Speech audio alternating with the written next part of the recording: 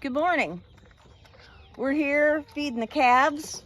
They need their morning milk. They're doing so much better. Violet here, at one point we thought she might not make it, but she's doing great, and they're both drinking about a gallon of milk every day. We're trying to start weaning them a little bit by giving them some hay, and they've been nibbling on the hay. And they've been sampling the feed. So I figured that they're kind of behind because they had been so sick.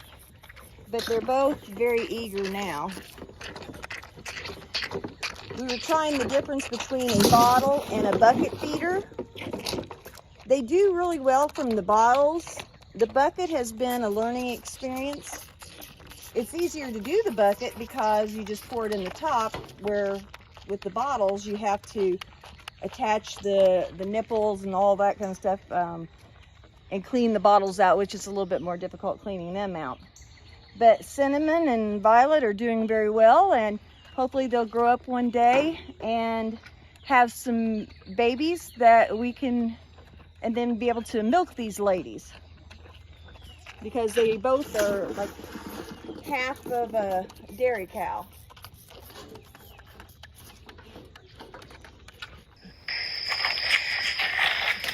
We decided to move the fence so that the calves would have another area with a little fresh grass, and was able to make it larger. As you can see, they're loving running around in their new area.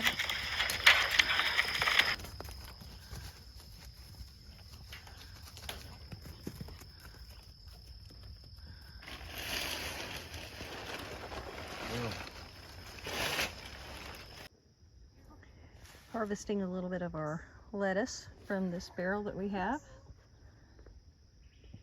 Ought to make for a good lunch.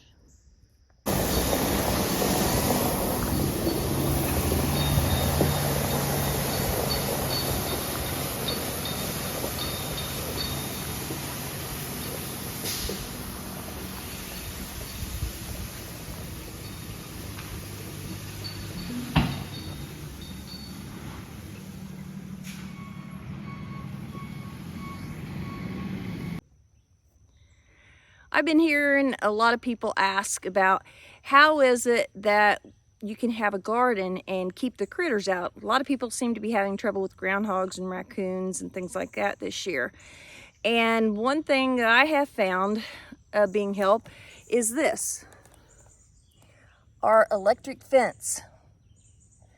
We have it all the way around our garden, and we have a solar panel to charge it.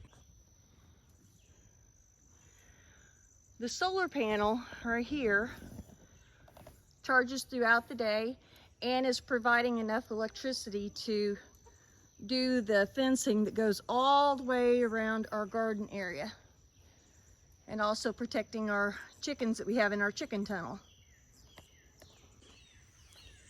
Now, one thing that's really important about this electric fence is you need to make sure that it's turned on of a nighttime.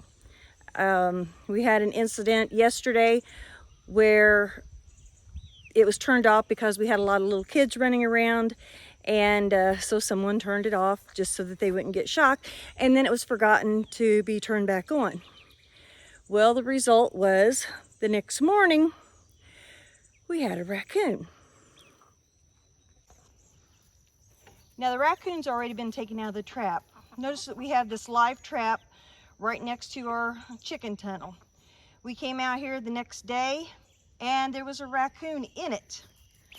Thankfully, it hadn't gotten our chickens, but it had gotten into the live trap, which we have baited. Right now we have it baited with some dog food in there, and we had ourselves a raccoon.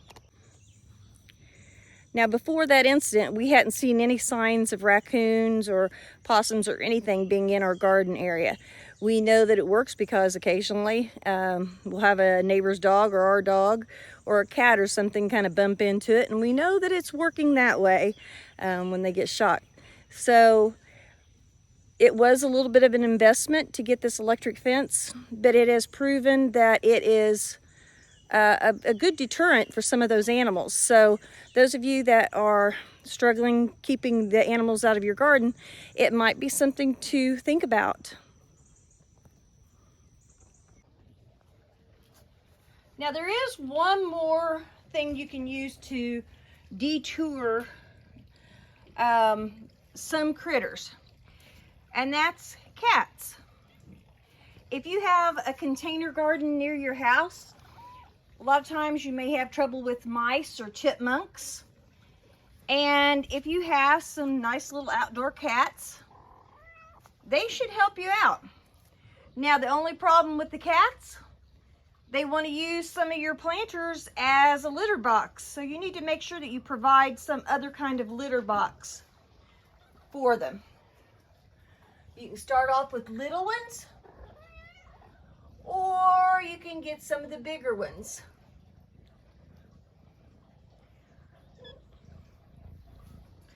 Yep, they're coming out now. They're curious.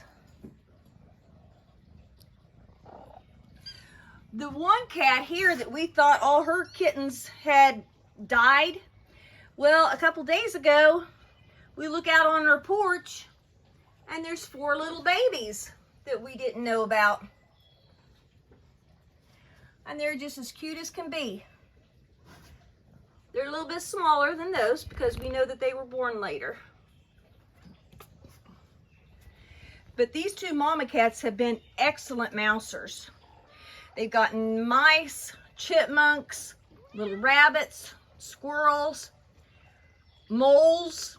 They even brought a crawdad up once. So this is another possible idea. We look forward to hearing from you. You can contact us by email at chamberlainff@gmail.com. Like us and subscribe to Facebook and YouTube at Chamberlain Family Farms. We're also available on Rumble at Chamberlain FF. We really look forward to hearing from you. Give us some ideas. Bye.